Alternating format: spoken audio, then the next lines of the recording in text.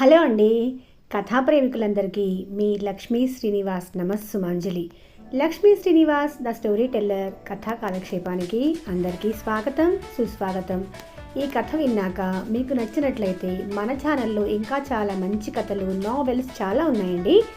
ఒక్కసారి విని మీకు నచ్చినట్లయితే తప్పకుండా మన ఛానల్ సబ్స్క్రైబ్ చేసుకొని మన కథలను లైక్ చేయండి. అండ్ ఆల్సో నా రీడింగ్కి ఏమైనా సజెషన్స్ ఇవ్వాలనుకుంటే కమెంట్ సెక్షన్లో నాతో ఇంటరాక్ట్ అవ్వండి. ఓకేనా? డాక్టర్ సి ఆనందరామన్ గారు రాసిన ఈనాటి శకుంతల 8వ భాగం నా మాటల్లో వినేద్దాం. మిగిలిన 7 భాగాలు మన ఛానల్లో ఉన్నాయండి. అవి విన్నాక దీన్ని కంటిన్యూ చేయండి. అన్నయ్య లేచి నుంచున్నాడు.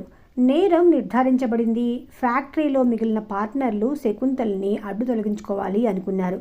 ఆమెను చంపకుండా తీసుకురమ్మనటంలో మరేదో దురుద్దేశం ఉండి ఉంటుంది. ఇప్పుడు ఈ గూండాలను శిక్షించే అధికారం శకుంతలకే వదిలేస్తున్నాను. శకుంతల కాళ్ళు వణుకుతున్నాయి. నోటి నుంచి మాట రావటం కష్టమైపోయింది. జరిగిందంతా ఒక స్టేట్మెంట్ రాసి ఈ గూండాలతో సంతకాలు తీసుకోండి.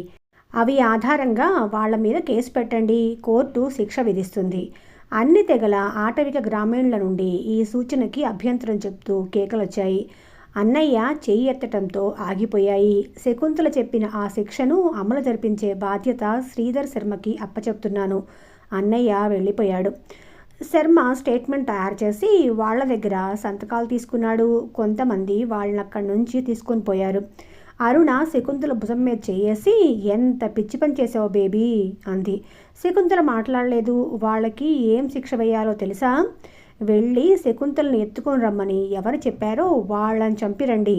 3 రోజుల్లోగా చంపకపోతే మీ ప్రాణాలు దక్కవు అని చెప్పాలి. సరే, ఇది ఒకందుకు మంచిదే.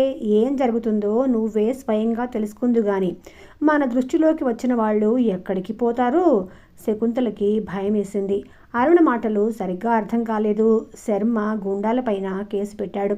కానీ వాళ్ళు కోర్టులో బలవంతం మీద ప్రాణభయంతో అలా సంతకాలు పెట్టాను తప్ప మేము ఏ తప్పు చెయ్యలేదు అని అన్నారు. సాక్ష్యాలతో, లాయర్ల వాదోపవాదాలతో కేసు గొడవగా తయారైపోయింది. జామీన్ మీద విడుదలైన గూండాలు రొమ్ములు విరుచుకొని నగరంలో తిరుగుతున్నారు. ఆ రోజు రాత్రి శర్మ విమల, శకుంతల, అరుణ ఉంటున్న గుడిసెకొచ్చాడు. అరుణ, విమలలు అతడి రాకకు ఎదురు చూస్తున్నట్లే ఉన్నారు. శకుంతల మాత్రం ఆశ్చర్యంగా, అక్కడ కేసవుతూ ఉంటే డాడీ ఇలా వచ్చారేంటి అంది. కేసు విషయం మన లాయర్ చూసుకుంటారు బేబీ. నేను అండర్ గ్రౌండ్కి వెళ్తున్నాను. చాలా రోజుల వరకు కనపడ్ను. బాయ్. చెమ్మగిల్లిన కళ్ళతో శకుంతల తల మీద ముద్దు పెట్టుకున్నాడు. మీరు అండర్ గ్రౌండ్ ఎందుకు వెళ్ళటము? ఏం తప్పు చేశారు? పిచ్చి పిల్ల, అలా అడగకూడదు. కమిటీ లీడర్ల దగ్గర నుంచి అండర్ గ్రౌండ్లోకి వెళ్ళిపోమ్మని ఆర్డర్ వచ్చింది. అంతే, ధైర్యంగా ఉండు. ఇక్కడ అందరూ నీ వాళ్లే. కానీ ధైర్యంగా ఇక్కడే ఉండొచ్చు కదా. ఇక్కడ ఉంటే మాత్రం ఎవరికి తెలుస్తుంది? No baby. ఇంత గ్రామంలో ఒక్కళ్ళు అమాయకులో, తెలివి తక్కువ వాళ్ళలో ఉన్న ప్రమాదం. అదీగాక గ్రామాల్లో యాక్టివ్ వర్కర్స్ ఉండటానికి వీల్లేదు. నేను ఏం చేస్తానో, ఎక్కడుంటానో నీకు చెప్పలేను. నువ్వు ధైర్యంగా ఉండు అని చెప్పటానికే వచ్చాను. విమలకు కళ్ళతో వీడ్కోలు చెప్పి వెళ్ళిపోయాడు. శర్మ అలా వెళ్ళిపోవటానికి కారణం తర్వాత వారం రోజుల్లోగా తెలిసిపోయింది. గూండాల చేత బలవంతాన స్టేట్మెంట్ మీద సంతకం చేయించుకోగలిగిన శర్మ తిరుగుబాటుదారు అయి ఉంటాడని అతన్ని అరెస్ట్ చేయాలని కోర్టు తీర్పిచ్చింది. అఫ్కోర్స్ కోర్టు వాళ్ళని గూండాలని వ్యవహరించలేదు. వాళ్ళ పేర్లతోనే వ్యవహరించింది. ఇప్పుడు వాళ్ళిద్దరూ పెద్ద మనుషుల్లాగా రాజవల్లి నగర్లో తిరుగుతున్నారు. పోలీసులు శర్మ కోసం గాలిస్తున్నారు. ఈ వార్త విన్న శకుంతల రక్తం మరిగిపోయింది. చిచి, పాడు సమాజం, పాడు వ్యవస్థ, న్యాయం చేకూర్చలేని ఆ న్యాయస్థానాలు, ఆ దుర్మార్గులిద్దరూ అలా తిరగాల్సిందేనా? ఎంతకాలం తిరుగుతారు? ఏ ఉద్రేకము లేకుండా అతి నెమ్మదిగా అంది అరుణ. అంటే? అరుణ సమాధానం చెప్పలేదు. విమల నిశ్చింతగా నిద్రపోతుంది. గలగల పారే అందమైన కొండవాగు, ఎటు చూసిన పచ్చదనం, ఎత్తైన కొండలు, ఆ కొండల మధ్య ఒక లోయ.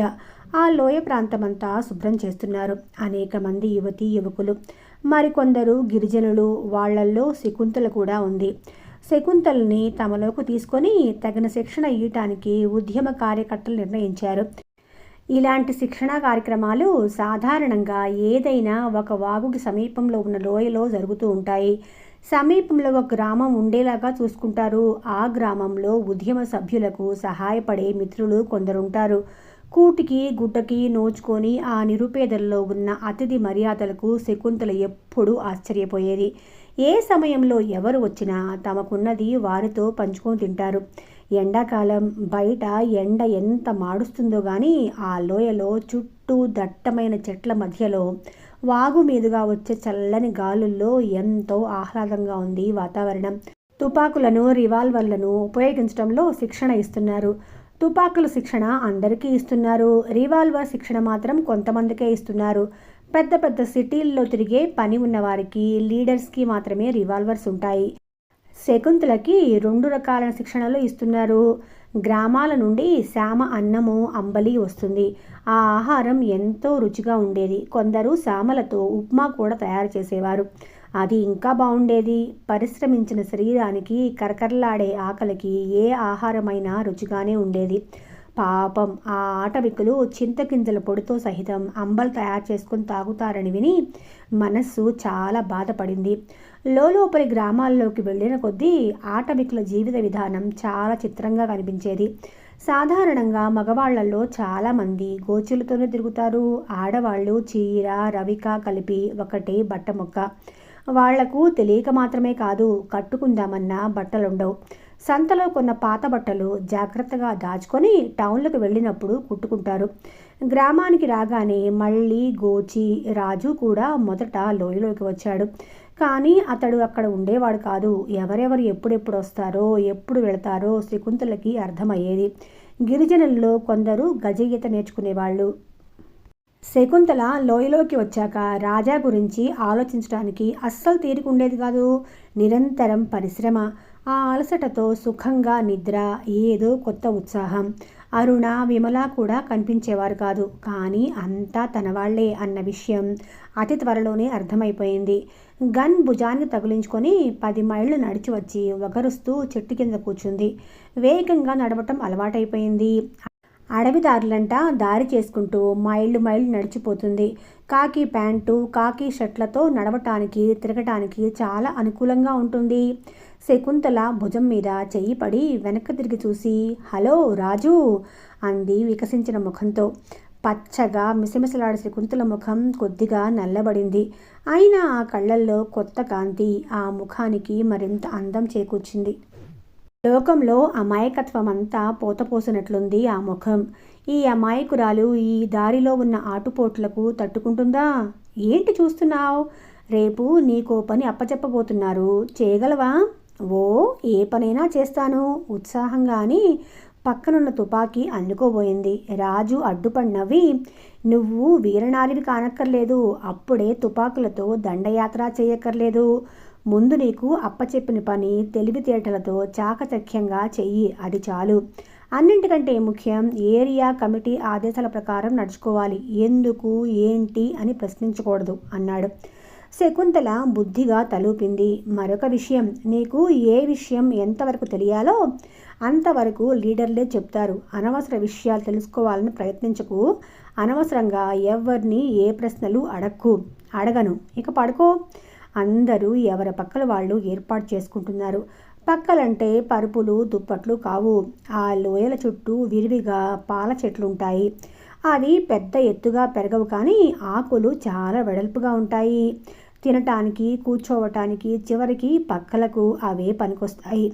కింద పెద్ద పెద్ద ముదురాకులు పరిచి వాటిపై లేత చిగురాకులు పరుచుకొని పడుకుంటే ఆ పక్క నాగరికుల యూఫోమ్ బెడ్స్ కంటే మెత్తగా, అంతకంటే చల్లగా ఉంటాయి. శకుంతలకి కొద్ది దూరంలో పడుకొని ఉన్నాడు రాజు. దూరం నుంచి అతడిని చూస్తుంటే శకుంతల అంతరంగంలో చిత్రమైన కదలిక కదిలింది. లేచి అతని దగ్గరికి వెళ్ళాలి అనుకుని అంతలో ఆ ప్రయత్నం మానుకొని చిగురాకుల్లో ముఖం దాచుకుంది. శకుంతల కథలో శకుంతల దుష్యంతుడి కోసం విరహ వేదన అనుభవిస్తున్నప్పుడు చెలికత్తెలు ఇలాంటి చిగురాకులు అమర్చి ఉంటారు. అప్పుడు శకుంతల కూడా ఇలాగే. ఆలోచనకి అడ్డు తగులుతూ దూరంగా గుర్రపు డెక్కల చప్పుడు వినిపించింది. అందరూ ఒక్కసారిగా లేచి కూర్చున్నారు. గుర్రం దగ్గరగా వచ్చింది. దాని మీద చామన్ ఛాయలో కళ్ళద్దాలతో ఉన్న వ్యక్తి ప్రయాణం చేస్తున్నాడు. రాజు అతన్ని గుర్తుపెట్టి, హాయ్ శివరాం, ఎక్కడికి ప్రయాణం అన్నాడు. అతను గుర్రం తిగాడు. మామూలే, ఒక గ్రామం నుంచి మరో గ్రామానికి మెటీరియల్ కరెక్ట్ చేయటానికి. రాత్రి కూడా ప్రయాణం చేస్తావా? ఇంకో 10 నిమిషాల్లో పక్క గ్రామం చేరుకుంటాను. ఎవరింట్లో అయినా ఉంటాను. మీవి డిస్ట్రక్టివ్ యాక్టివిటీస్, వీటిల్లో నాకు నమ్మకం లేదు. డిస్ట్రక్షన్లోంచే కన్స్ట్రక్షన్ వస్తుంది. నీ ఇల్లు పాడుపడి గోడలు చప్పుడు రాలుతూ కప్పంతా విరిగిపోతుంటే పూర్తిగా కూలగొట్టి కొత్త ఇల్లు కట్టవా? అయినా ప్రస్తుతం మా గ్రూపు కన్స్ట్రక్టివ్ యాక్టివిటీస్లోనే ఉంది. నేనొక మాట అంటాను, మీరేమీ ఫీల్ అవ్వరు కదా? అనబోయ్, మా దగ్గర భయం ఎందుకు? మీలో మీకే ఇన్ని గ్రూపులు అయితే ఏం సాధిస్తారు? అభిప్రాయ భేదాలు ఉన్నప్పుడు గ్రూపులు తప్పవు. అయినా అందరి ఆశయము ఒకటే కదా. ఆల్ రైట్, వస్తాను. ఇంకా పొద్దుపోతే ప్రయాణం చేయలేను. మాటల్లోనే దట్టమైన చెట్ల మధ్య ఊరికింది గుర్రం. శకుంతల రాజు దగ్గరికి వచ్చి కూర్చుంది. అతడెవరు? శివరామని, ఒక రీసెర్చ్ స్టూడెంట్. అతనెందుకు ఈ అడవుల్లో తిరుగుతున్నాడు? ఆంథ్రోపాలజీలో ట్రైబల్ స్కిన్షిప్ మీద రీసెర్చ్ చేస్తున్నాడు. అంచేత ఇలా మారుమూల గ్రామాలకు తిరుగుతూ ఉన్నాడు. ఇంత రాత్రి గ్రామంలోకి వెళితే గిరిజనులు అనుమానించరా? రాణిస్తారా? వాళ్లతో స్నేహం చేసుకునే విధానాలు ఇతనికి తెలుసు. గిరిజనులు స్నేహానికి ప్రాణమిస్తారు. వాళ్లలోని మంచి లక్షణాన్ని ఆభరణంగా చేసుకొని మైదానాల్లోని ఎందరో పెద్ద మనుషులు వాళ్లతో నేస్తం కట్టి వాళ్ళని దోచుకున్నారు. ఇతడు ఏ ఇంట్లో ఉండాలన్నా నిరభ్యంతరంగా ఉండనిస్తారు. తమకున్నది ఇతనితో పంచుకుంటారు.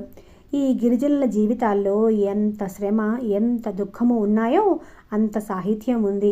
వీళ్ళ పనులు చేసుకుంటూ పాడుకుంటూ ఉంటారు. విశ్రాంతి తీసుకుంటూ పాడుకుంటారు. ఉత్సవాలు చేసుకుంటూ పాడుకుంటారు.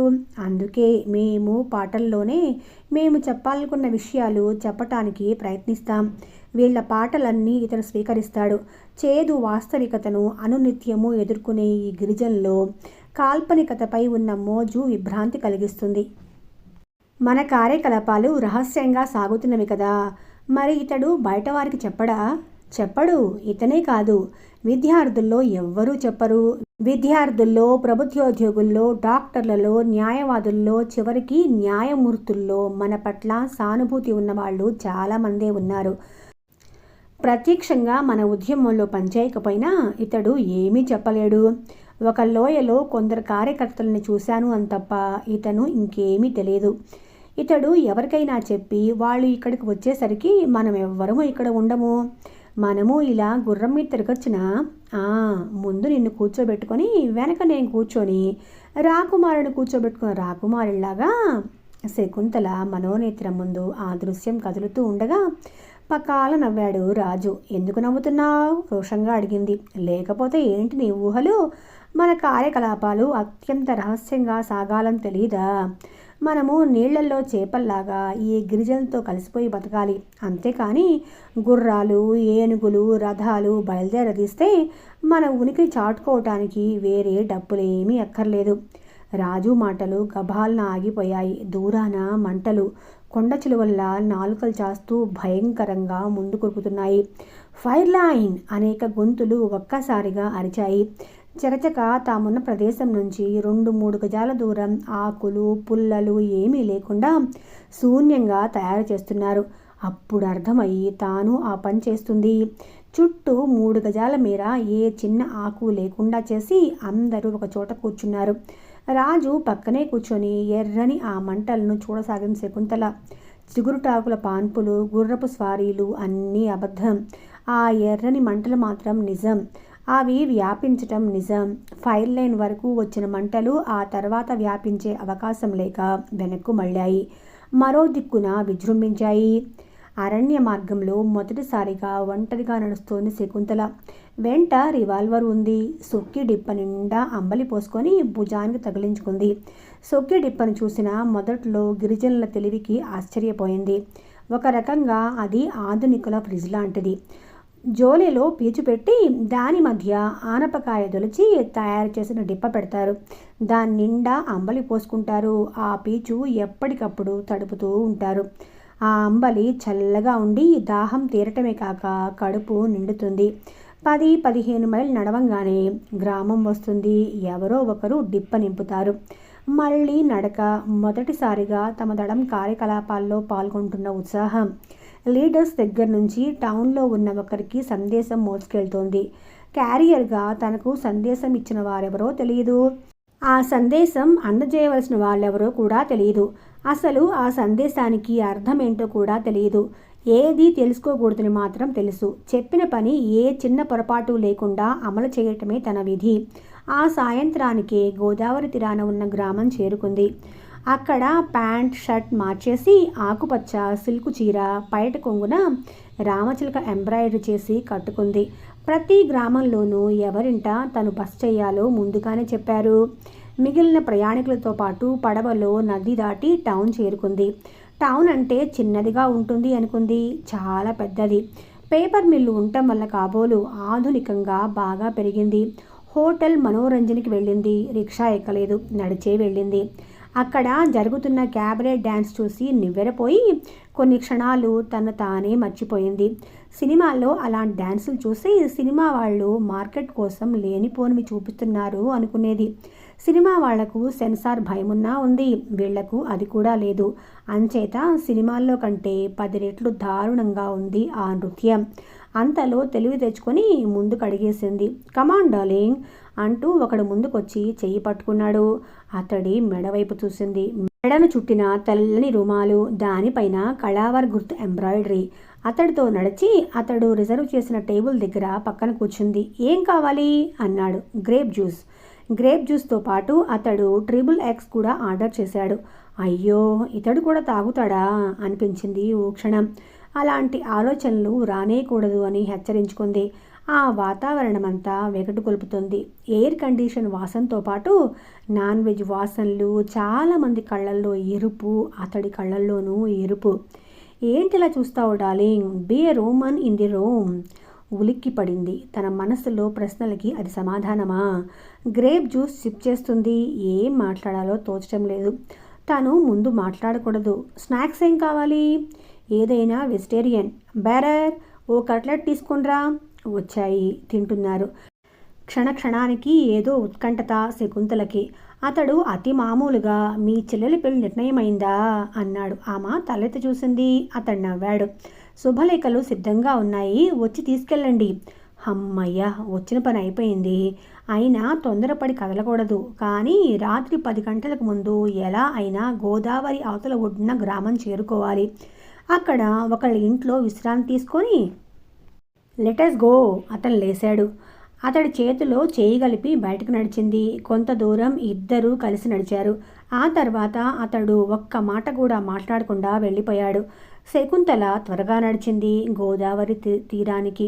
అక్కడ విచిత్రంగా చాలామంది ఆడవాళ్ళు ఉన్నారు. నైలాన్ చీరలు, ఏవేవో గోల్డ్ నగలు, చౌక రకం సెంట్ల ఘాటు కంపులు. ఆ వాతావరణమంతా వెకటి కలిగించిన త్వరగా అవతలి గ్రామం చేరుకోవాలి అనే తొందరలో మిగిలిన వాళ్లతో కలిసి పడవలో కూర్చుంది. ఆడవాళ్లతో నిండిన 2 పడవలు బయలుదేరాయి. ఆడవాళ్ళు ఏవేవో వేళాకొళాలు ఆడుతున్నారు. ఒకళ్ళ మీద ఒకళ్ళ పడి విరగబడి నవ్వుకుంటున్నారు. ఆ వాతావరణం భరింపరానిదిగా ఉంది శకుంతలకి. వాళ్లలో ఒకతే ఊరుకోక, ఏయ్ నువ్వు మా ఊరు దానిలో లేవే, పై ఊరు సరుకు వేంటి, ఎందరున్నారు మీ వాళ్ళు అంది. శకుంతల గుండెలు జల్లుమన్నాయి.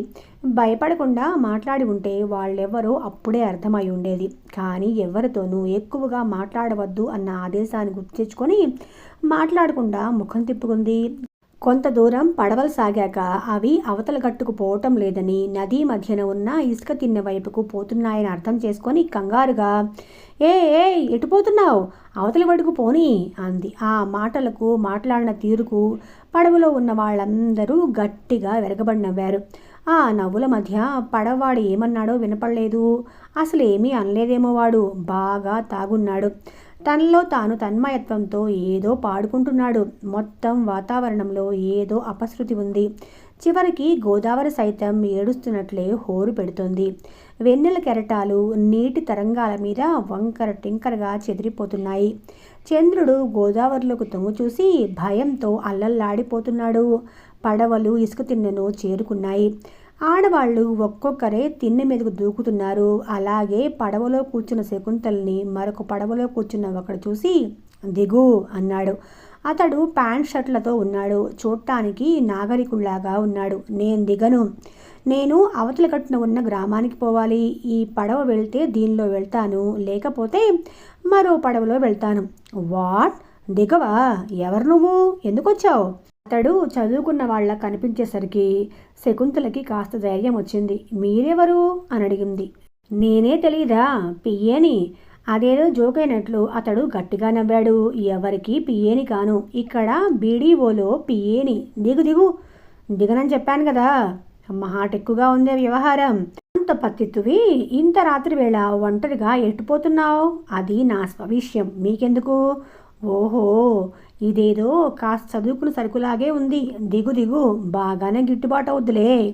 అతడు చెయ్యి పట్టుకొని దింపబోయాడు. విదిలించుకుంది. ఆమె చెయ్యి జాకెట్ పైన పడింది. జాకెట్లో రివాల్వర్ ఉంది, కానీ అత్యవసర సమయంలో తప్ప ఉపయోగించకూడదని ఆదేశం. పడవ దిగింది. దిగాక చేయగలిగింది ఏమీ లేదు. పడవవాడు ఎప్పుడో దిగిపోయాడు. ఆ తిన్నె మీద అప్పటికే చాలామంది మగవాళ్ళున్నారు. గ్లాస్కో ధోవతలు, పెద్ద బొజ్జలు, మెళ్ళో గొలుసులు, అన్ని వయసుల వాళ్ళు ఉన్నారు. ఆడవాళ్లంతా ఇప్పటికీ వాళ్ల వేశ్యలు అని ఆమెకు అర్థమైపోయింది. వాళ్ళందరూ మగవాళ్ల ఒళ్ళో కూర్చొని వాళ్ళకి గ్లాసులు అందిస్తున్నారు. ఆ గ్లాసుల్లోదేమిటో శకుంతల ఊహించుకుంటుంది. మరికొందరు పేకాడుతున్నారు. తాగుతూనే ఈ వేశ్యలు వాళ్ళ ఒళ్ళో కూర్చొని ముక్కలు తీసి అందిస్తున్నారు. గెలుచుకున్న వాళ్ళ దగ్గర వాటా అడుగుతున్నారు. ఒకరితో ఒకరు అశ్లీలాలు ఉపయోగించుకుంటూ సరసాలు ఆడుకుంటున్నారు. జరుగుతూ ఉన్నదంతా శకుంతలకి అర్థమైపోయింది. అర్థం కాంది ఒకటే, ఈనాటికి ఇంకా వేశ్యలుగా బాహాటంగా సమాజంలో జీవితం గడుపుతున్న వాళ్ళున్నారా? ఇలా భోగం మేళాలు కూడా ఇంకా సాగుతున్నాయా? కొందరు డాన్స్ చేస్తూ తమలపాకు చిలకలు అందిస్తున్నారు. అట్టా దూరంగా నుంచుంది అవుతే అమ్మతల్లి బృందంలోదా, కన్నతల్లి బృందంలోదా? రంక వేశాడు ఒక బొజ్జ ఆసామి. శకుంతలకి చీదరతో జుగుప్సతో శరీరం జలధరించింది. అదే సమయాన మొండి ధైర్యము వచ్చింది. పిఏ శకుంతల దగ్గరకు వచ్చాడు. అతడు తాగున్నాడు. ఏయ్, వినపళ్ళా? రమ్మంటున్నారు అని చెయ్యి పట్టుకుని లాగబోయాడు. శకుంతల విదిలించుకొని, నా జోలికి రాకు, నేను అలాంటి దాన్ని కాను అంది. మరెవరివి? ఎందుకొచ్చావు? అవతల గట్టుకి వెళ్ళాలి అనుకుని ఎక్కాను. ఈ పడవలు ఇక్కడికి వస్తున్నాయని నాకు తెలియదు. పోనీలే, ఎలాగైనా ఒంటరిగా పోతున్న దానివే కదా. మళ్ళీ చేయిపట్టి లాగాడు. ఈసారి ఆ లాగటం చాలా మొరటుగా ఉంది. శకుంతల విదిలించుకోలేకపోయింది.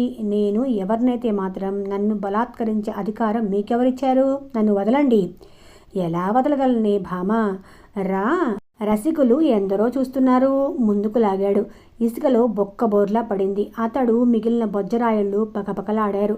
చీచి, ఇది నాగరిక సమాజమా? ఇతడు బాధ్యత కలిగిన ప్రభుత్వ ఉద్యోగ? శకుంతల ఇంకా భరించలేకపోయింది.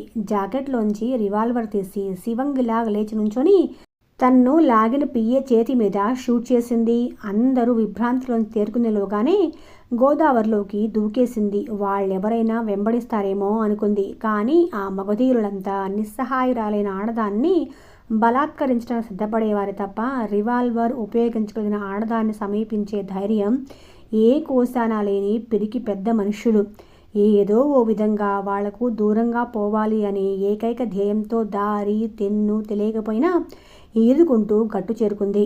తాను చేరాల్సిన గ్రామం చాలా దూరాన ఉన్నట్లు అనిపించింది. అటు నడవబోయింది. అటు కాదు, నడవాల్సింది ఇటు. గిర్రున వెనక్కు తిరిగింది. రాజు! మరుక్షణం రాజు చేతుల్లో ఇమిడిపోయింది శకుంతల. రాజు నానుకొని అరణ్య మధ్యన కాలిబాటకుండా నడుస్తోంది శకుంతల. వెన్నెల కిరణాల రేఖలుగా ఆకుల్ని చీల్చుకుంటూ శరీరాలు గిలిగింతలు పెడుతున్నాయి. నువ్వెలా వచ్చావు అక్కడికి? నేను నిన్ను అనుసరిస్తూనే ఉన్నాను.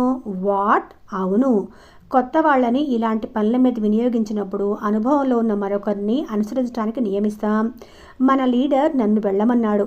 How lucky! అఫ్కోర్స్, కానీ నా స్థానంలో మరెవరున్నా నువ్వు సంకోచపడకూడదు. ఆడదాన్ని అన్ని విధాలా మగవాడితో సరిసమానంగా చూసి సమాజం మనది. రాజు, వాళ్ళెవరు? అంత పశువుల్లాగా ఎందుకు బిహేవ్ చేస్తున్నారు? ఆ ఆడవాళ్ళంతా ఎవరు? అదే ఫంక్షన్. ఫంక్షనా? ఏం ఫంక్షన్? అంత దారుణంగా చేసుకునే ఫంక్షన్స్ ఉంటాయా? ఈ రకమైన సమావేశాలకే ఫంక్షన్ అని కోడ్ నేమ్. ఆ రైతులంతా మిర్చి పొగాకు పండించుకొని బాగా డబ్బు కూడబెట్టుకున్న మోతుబర్లు. ఆ డబ్బు అప్పుడప్పుడు ఇలా ఖర్చు చేస్తూ ఉంటారు ఆ ఆడవాళ్ళు. ఆ పరిసర ప్రాంతాల్లోని వేశ్యలు. అమ్మ తల్లి బృందం, కన్న తల్లి బృందం అని వాళ్ళ బృందాల పేర్లు. మంచి పేర్లే. మరి పిఏ ఏం చేస్తున్నట్లు? అతనే ఇవన్నీ ఏర్పాటు చేసి పెడతాడు. మంచి ఉద్యోగమే. ఇలాంటి ఉద్యోగాలన్నింటిలోనూ జీతం కంటే గీతమే ఎక్కువ, అంటే పై రాబడి. వాళ్ళకి అంత డబ్బు మురిగిపోతుందా? ఆ, పరమ కర్కోటకంగా సంపాదిస్తారు. ఇలా జల్సాలు చేస్తారు. గిరిజనుల దిగువ భూములన్నీ వీళ్ళు ఆక్రమించుకొని ఆ భూములకు యజమానులైన గిరిజనుల చేత పెట్టి చేయించుకుంటారు. అదెలా సాధ్యం? గిరిజనుల అమాయకత్వం, ఎవరినైనా నమ్మే వాళ్ళ మంచితనం, వాళ్ళ బీదరికం. వాళ్లకు కొండల మీద వ్యవసాయమే తప్ప లోయల్లో అరక దున్ని వ్యవసాయం చేయటం తెలియదు. ఈ ఆసాములు ఎలాగో ఎడ్లతోనూ అరకతోనూ వచ్చి లోయల్లో వ్యవసాయం ప్రారంభించి నెమ్మదిగా దొంగబట్టాలు పుట్టించి దిగువ భూములన్నీ ఆక్రమించుకుంటారు. తమకు జరిగిన అన్యాయం చాలా ఆలస్యంగా కానీ వీళ్ళకు తెలియదు. తెలిసాక ఎంత మొరపెట్టుకున్నా వినే నాథుడే ఉండడు. ఇప్పుడేవో సంస్కరణలు జరిగాయని విన్నానే. అవును, కొద్దిమందికి వాళ్ళ భూములు వాళ్ళకి దక్కాయి. కానీ చాలామంది మోతుబరు రైతులు తాము ఆ భూములన్నీ ఎప్పుడో ఎవరి దగ్గర కొన్నట్లుగా దస్తావేజులు పుట్టించేసి ఇప్పటికీ వెట్టి చేయించుకుంటూనే ఉన్నారు. దారుణం. ఇలాంటి దారుణాలు రూపుమాపాలని, ఈ అభాగ్యుల జీవితాల్లో వెలుగులు నింపాలని మనం కంకణం కట్టుకున్నాం. కొండల మీదుగా ఏదో జలపాతం విరహగీతం ఆలపిస్తున్నట్లుగా రొత చేస్తూ కింద కురిగి వాగులాగా ప్రవహిస్తుంది. శకుంతల ఆశగా వాగువైపు చూస్తూ, ఇక్కడ కొంచెంసేపు కూర్చుందామా అంది. పసితనం పోలేదు, మందలింపుగా అన్నాడు. రాత్రి 10 గంటలు కాకముందే గ్రామం చేరుకోవాలని మనకు ఆదేశం. మన నాయకుల ఆదేశాలు ఉల్లంఘించి ఎట్టి పరిస్థితుల్లోనూ స్వతంత్రించి ప్రవర్తించకూడదు. అదీగాక గ్రామంలో నీకు ఆతిథ్యం ఇవ్వబోయే వ్యక్తికి నువ్వెవరో తెలియదు. నువ్వు రాత్రి 10 గంటల ప్రాంతంలో వస్తావని మాత్రమే తెలుసు. 10 నుంచి 12 వరకు మాత్రమే ఆ కుటుంబం నీకోసం ఎదురు చూస్తుంది. వీళ్ళకి టైం ఎలా అని అడక్కు. మన గడియారాలన్నా తప్పు తిరుగుతాయేమో కానీ వాళ్ళు ఎండ పొడను పట్టి వెన్నెల నీడను పట్టి సమయం చక్కగా అంచనా వేస్తారు. నువ్వు నీ ఇష్టం వచ్చినప్పుడు వెళ్తే వాళ్ళు నిన్ను అనుమానిస్తారు. ఆడదానివి కనుక ఏమీ హాని చేయరనుకో. వాళ్ళ దగ్గరున్న గొప్ప సుగుణం ఇదే. నాగరిక సమాజంలో కంటే ఈ గిరిజనుల మధ్య 1000 రెట్లు ఎక్కువ భద్రత ఉంటుంది స్త్రీకి. నాగరిక సమాజం గురించి చెప్పకు, చేతరించుకుని శకుంతల. నవ్వాడు రాజు. గ్రామం చేరుకున్నాక అది తనకు పరిచయమైంది అని గ్రహించగలిగింది. తాను ఉండబోయే గుడిసుకెళ్ళింది. ఎవరో ఆత్మబంధువుని ఆహ్వానించినట్లుగా ఆహ్వానించారు అందరూ. తన కోసం ప్రత్యేకంగా ఆహారం దాచి ఉంచారు. జొన్న రొట్టెలు. అసలు ఈ వేసవి వెన్నెల్లో ఆరు బయట పాల ఆకుల పాన్పు మీద పడక. రాజు ఎక్కడున్నాడో తెలియలేదు. తనకు చెప్పలేదు, అడగలేకపోయింది. అలా అడగకూడదు అని ఇప్పటికి తెలిసింది. తెల్లవారింది, రాజు కనపడలేదు. మళ్ళీ అడవి దారులంట ప్రయాణం. కొన్ని 100 మైళ్ళు నడవాలి. చీర మార్చేసి కాకి ప్యాంటు, కాకి షర్టు వేసుకుంది. భుజానికి అంబలి నింపిన సుక్కిడిప్ప తగిలించుకొని నడక ప్రారంభించింది. కాళ్ళు పచ్చి పుళ్ళులాగా అనిపిస్తున్నాయి. విరామమే ఎరుగని నడక. రాజు కూడా తోడు లేడు. ఎక్కడైనా ఆగి విశ్రాంతి తీసుకోవాలని ఎంతగానో అనిపించింది. కానీ విశ్రాంతి తీసుకుంటే అలసట మరింత ఎక్కువ అవుతుందని అనుభవం మీద తెలుసుకుంది. ఆ సాయంత్రానికే అడవి ప్రక్కనున్న గ్రామం చేరుకోవాలి. ఏదో ప్రత్యేక సమావేశం ఉందని అన్నారు. నడుస్తోంది. కాళ్లకు చెప్పులు లేవు. ఏదో రాయి తగులుకొని చెప్పులు తెగిపోయాయి. మరో జతే లేవు. అప్పుడప్పుడు ఏదో అడవి ముళ్ళు కాళ్ళు గుచ్చుకుంటుంది. నరాలు జివ్వుమనే బాధ. లాగి పారేసి కొద్దిగా నెత్తురోడుతున్న పాదాలతో అలాగే ముందుకు నడుస్తుంది. గ్రామం చేరుకుంది. కంగ్రాచ్యులేషన్స్. అలసటగా ఉన్న కళ్ళని పైకెత్తి చూసింది. అరుణ. మరుక్షణం అరుణని ఆనుకొని కూలబడిపోయింది. ఇప్పుడు శకుంతల మనస్సు విమల కోసమే తప్పించిపోవటం లేదు. అరుణలో, ఇంకా అక్కడ అనేక మందిలో ఎప్పటికప్పుడు ఒక మాతృమూర్తి కనిపిస్తూనే ఉంది. అరుణ చల్లటి నీళ్లు తాగించింది. మరెవరో పాదాలకు ఏదో పసరు రాశారు. అతి త్వరలో కోలుకుంది శకుంతల. ఉత్సవం చూద్దామా అంది అరుణ. ఉత్సవమా? ఏం ఉత్సవం? చూద్దాంరా. అరుణ్తో బయలుదేరింది. ఇంకా కొందరు ఆడవాళ్ళు కూడా ఉన్నారు. గిరిజనులు అనేక తెగలవారు. వాళ్లల్లో వాళ్ళకి మళ్ళీ బోల్డ్ తెగలున్నాయి. అందరూ గుమికూడారు. డప్పులు మోగుతున్నాయి. కొమ్ము బూరలు ఊతున్నారు. ఏదో గ్రామ దేవత పూజ. ఆ దేవతల పేర్లు రూపాలు కూడా విచిత్రంగా ఉంటాయి. ఒక కర్ర ముఖకి కాస్త తల్లాగా చెక్కి దానికి పసుపు కుంకుమ పూసి దాన్నే దేవత అంటారు. వాళ్ళ భాషలో కొందరు ఏదో వాగుతున్నారు. స్త్రీ పురుషులందరూ లయగా అడుగులు వేస్తున్నారు. నాగరికతకు దూరంగా కొండల్లో అడవుల్లో ఉండి గిరిజనుల్లో కనిపించే లయ శకుంతలకి ఎప్పటికీ ఆశ్చర్యమే. కొండవాగు నడకల్లో మబ్బు కన్నె ఉరుముల్లో చిగురాకుల కదలికల్లో ఉండే లయ వారి పాదాల కదలికల్లో వ్యక్తమవుతుంది. వారి పాట శృతిలేని హోరులా అనిపిస్తుంది. కానీ కాస్త చెవుగ్గి వింటే అనేక శృతులు కలగాపులకంగా చేరిన విచిత్ర సమ్మేళనం అని అర్థమవుతుంది. నెమళ్ల క్రౌంకారాలు, కోకిళ్ళ కుహుకు రాగాలే కాక సింహాల గర్జనలు, ఏనుగుల ఘీంకారాలు కూడా వినిపిస్తాయి ఆ పాటల్లో. అన్నింటికంటే ఆశ్చర్యపరిచింది ఒక వింత దృశ్యం. గిరిజనుల్లోంచి ఒక స్త్రీయో లేక పురుషుడో ముందుకొచ్చి దేవత ముందు పడుకుంటారు. వాళ్ళ కులగురువు కాబోలు. వాళ్ళు తెచ్చిన కోడినో మేకనో బలి ఇచ్చి నెత్తురోడుతున్న తలను అటూ ఇటూ ఊపుతూ మంత్రాలతో దాని నెత్తురు వాళ్ళ మీద చల్లుతాడు. వాళ్ళు లేచి వెళ్ళిపోతారు. శకుంతల శరీరం జలధరించి ఇదంతా ఏంటి అంది. వైద్యం. అవును, అలా దేవత ముందుకొచ్చి పడుకున్న వాళ్ళు ఏవో రోగాలతో బాధపడుతున్న వాళ్ళు. ఆ పూజారి ఆ మంత్రాలతో వాళ్ళ రోగం నయం చేస్తున్నాడు. నయమవుతుందా? చాలా వరకు. చిత్రం. నిజంగా ఆ మంత్రాలకు అంత శక్తి ఉందా? మంత్రాలకు కాదు, మనసులకి. నా మటుకు నాకు మంచినీళ్ళు దగ్గర పెట్టుకుని నిద్రపోతే రాత్రి అసలు దాహమే వేయదు. ఏ కారణానైనా మంచినీళ్ళు పెట్టుకోవటం మర్చిపోయాను అనుకుంటే ఇక ఆ రాత్రి తెల్లవార్లు దాహమే. మనలాంటి వాళ్ళకి సైకలాజికల్ ఎఫెక్ట్ ఇంత ఉంటే వీళ్ళ రోగాలు మామూలువైతే వీళ్ళ నమ్మకాలతో తగ్గిపోతాయి. లేకపోతే ప్రాణాల మీదకు తెచ్చుకుంటారు. ఇప్పటికిప్పుడు కొందరు టౌన్లలో ఉండే ఆసుపత్రులకు వెళ్తున్నారు. కానీ అక్కడి ప్రభుత్వ వైద్యాలయాల్లో వైద్యాల కంటే తమ పూజారి మంత్రాలే మేలు అనుకొని ఇక్కడికే పరిగెత్తుకొస్తున్నారు. దారుణం. మీరంతా ఈ మూఢ ఆచారాలు మాన్పలేరా? ఇంకా నయం. మన నాగరిక సమాజంలోనే ఎవరి మూఢాచారాలు వాళ్ళు అతి జాగ్రత్త కాపాడుకుంటున్నారే. వీళ్ళ సాంఘిక ఆచారాల జోలికి పోతే వీళ్ళు ఊరుకుంటారా? మనం వీళ్ళని ఒక్కసారిగా కుదిపేయటానికి ప్రయత్నించకూడదు. నెమ్మదిగా వదిలించాలి. ముందుగా వీళ్ళ ఆర్థిక పరిస్థితి మెరుగుపరచాలి. మనలో కొందరు వీళ్లకు కొయ్య బొమ్మలు చేయటం నేర్పుతున్నారు. వాళ్ళకి మంచి మార్కెట్ కూడా ఉంది. అయితే అందరికీ ఆ ఆర్ట్ రాదు. అదొక పరిశ్రమగా ఇక్కడ అభివృద్ధి చేయొచ్చు. మంత్రాలు జోరుగా వినిపిస్తున్నాయి. పూజారి జుట్టంతా ముఖం మీద పడుతూ ఉండగా ఉద్రేకంతో ఊగిపోతున్నాడు. అతడి ముఖం చూస్తే శకుంతలకి భయమేసింది. నిజంగానే దెయ్యం పట్టినట్లున్నాడు. మనసులో భావించి నిజంగానే దెయ్యంలాగానే ప్రవర్తిస్తున్నాడు. అన్నయ్య రమ్మంటున్నాడు ఎవరో అన్నారు. మంత్రాలు, దెయ్యాలు, పూజలు ఏమైపోయాయో. అందరూ సంభ్రమంగా ముందుకు కదిలారు. అరుణ మొదలైన వాళ్లతో శకుంతల కూడా నడిచింది. గ్రామం మధ్యలో సమావేశమయ్యారు అందరూ. వెండి కడియాలు, వెండి గిన్నెలు, వెండి పూజా సామాగ్రి, కొన్ని బంగారు నగలు కుట్టగా ఉన్నాయి. మీలో ఎవరి సామాన్లు వాళ్ళు తీసుకోండి, మీరు కానివి ముట్టుకోవద్దు అన్నాడు అన్నయ్య. చాలామంది ముందుకొచ్చారు. ఎక్కువ మంది కడియాలు తీసుకున్నారు. కొందరు ముక్కుకు పెట్టే బులాకులు తీసుకున్నారు. వెండి గిన్నెలు, బంగారు నగలు ఎవ్వరూ ముట్టుకోలేదు. ఎవరిని అడగకుండానే శకుంతలకి అర్థమైపోయింది. అవన్నీ దోచుకొనొచ్చిన సామాన్లు. దోపిడీ, దొంగతనం. మనసులో ఏమూలో సన్నని అపస్వరం, ఏదో శంక. శకుంతల భావాలు అర్థం చేసుకున్నట్లుగా అరుణ అంది. ఈ సామాన్లన్నీ ఈ దరిద్రుల కూటి గతిలేని ఈ అభాగ్యులవే.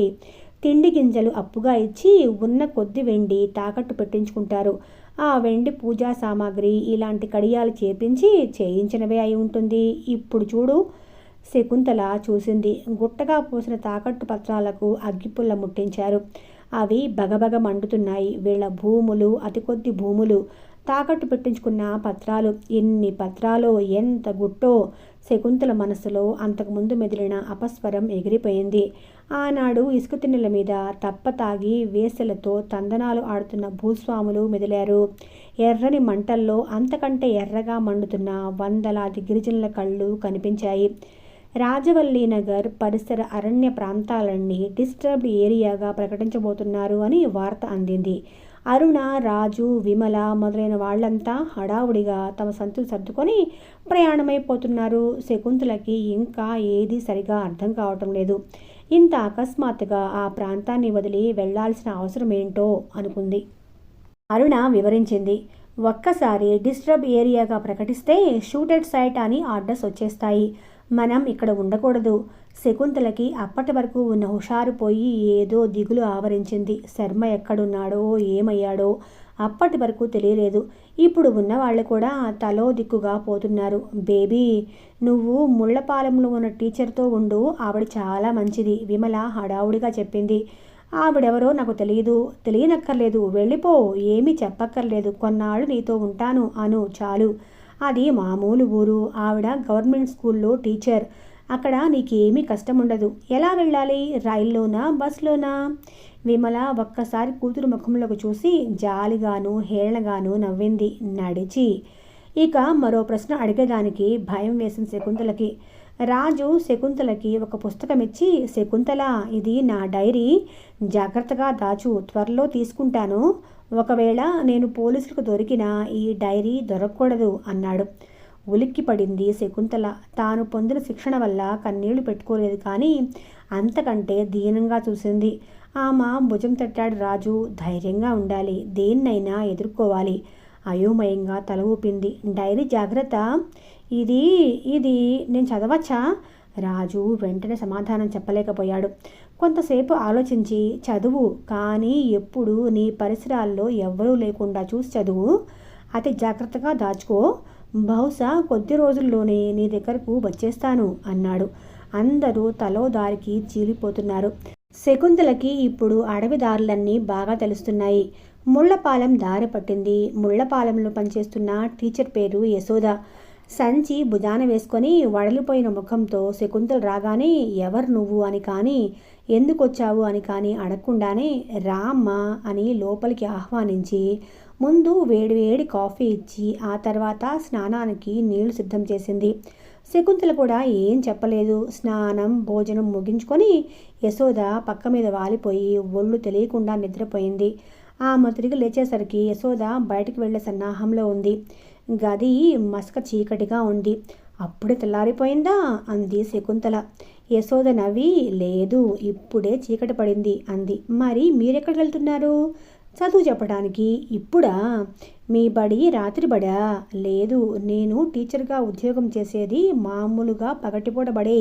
రాత్రివేళ కూపుల్లో ఆడవాళ్ళకి చదువు చెప్తాను. ఇది నా అంతటి నేను చేస్తున్న పని. కూపులా అంటే? ఇక్కడ పేపర్ మిల్స్లోకి కావలసిన వెదురు ముక్కలు తయారు చేసే చోటుకి కూపులు నాటారు. పెద్ద పెద్ద వెదురు గడలు చిన్న చిన్న ముక్కలుగా నరుకుతారు ఇక్కడ. ఈ కూపుల్లో పనిచేసే వాళ్లలో చాలామంది గిరిజనులే. వాళ్ళకి చదువు చెప్పేదానికి వెళ్తున్నాను. నేను వస్తాను, తొందరగా తయారైరా. కుంతల చకచకా తయారయ్యి బయలుదేరబోతూ, నా సామాన్ ఇక్కడ వదిలేయచ్చా అంది సందేహంగా. నిరభ్యంతరంగా వదిలేయచ్చు. ఇక్కడికి ఎవ్వరూ రారు, మా ఇంటికి అసలు రారు. ఎందుకు రారు? మా నాన్నగారు ఐఏఎస్ ఆఫీసర్. షాక్ తిన్నట్లుగా చూసింది. అలా అడుగడుగునా ఆశ్చర్యపోకూడదు. మరి నిన్ను ప్రత్యేకించి నా దగ్గరికి ఎందుకు పంపారనుకుంటున్నావు? బయలుదేరు. ఎన్నెన్నో అడగాలని ఉన్నా ఏం మాట్లాడకుండా బయలుదేరింది. ఇద్దరూ అప్పటికప్పుడు తాత్కాలికంగా ఈతాకుల చాపలతో వెదురు కర్రలతో తయారు చేసిన గుడిసెల దగ్గరకు వచ్చారు. ఇవా కూపులంటే? పాపం, జీవనోపాధి కోసం ఇలాంటి చోట ఉండి పాటుపడుతుంటారా? యశోదను చూడంగానే చాలామంది ఆడ మగ పిల్లలు పలకలు బలపాలు పుస్తకాలు పెన్సిళ్ళు తీసుకొచ్చారు. కూలి జనంలో చదువంటే ఈ ఉత్సాహం శకుంతలకి కొంత ఆశ్చర్యం కలిగించింది. యశోద కూడా తనకు తెలిసిన మిగిలిన టీచర్లలాగే వాళ్లకు ఆలు ఏబిసిడీలు నేర్పటం లేదు. కర్ర ముక్కలకు కిలోకి ఎంత ఇయ్యాలి, 10 కిలోలు ఒక్కసారిగా తూస్తే ఎంత రావాలి, ఇలాంటి లెక్కలు నేర్పుతోంది. యశోద చదువు చెప్తూ ఉండగా శకుంతల కంట మరో దృశ్యం పడింది. అక్కడి గుడిసెల్లోంచి చవక రకం నైలాన్ చెర కట్టుకుని పూలు పెట్టుకుని కిళ్ళి నములుతూ ఒక స్త్రీ ఎవరి వెంటో వెళ్తోంది. ఒకప్పుడైతే శకుంతలకి ఇలాంటి విషయాలు అర్థమయ్యేవి కావు. ఇప్పుడు అనుభవం వల్ల తెలిసిపోతున్నాయి. అయ్యో, ఇక్కడ కూడానా అని మదనపడింది. యశోద చెప్పడం పూర్తయ్యాక తను చూసిన విషయం చెప్పి, ఇక్కడ ఇలాంటి వాళ్ళు ఉన్నారా అంది. యశోద నిట్టూచి, మన పుణ్యభూమిలో అడుగు ఎటు కదిపితే అటు అభాగ్యులైన ఆడవాళ్ళు దర్శనమిస్తూనే ఉంటారు, వాళ్ళకేం కరువు అంది. అది కాదు, కష్టపడి పని చేసుకుంటారు, ఇలా బతకాల్సిన అవసరం ఏమొచ్చింది? అది వాళ్ళ తప్పు కాదు. కొందరు పెద్ద మనుషుల ఘనకార్యం, గోదావరి ఇసుక నెల మీద పెద్ద మనుషులు ఏర్పాటు చేసుకునే ఫంక్షన్కి ఆడవాళ్ళు తక్కువైతే ఒక్కొక్కప్పుడు గిరిజన స్త్రీలను తీసుకొస్తారు. ఈ ఎపిసోడ్కు ఇక్కడితో విరామం ఇచ్చేసి ఈనాటి శకుంతలకి ఇంకో ఎపిసోడ్లో ముగింపు పలికేద్దామండి. ఉంటాను.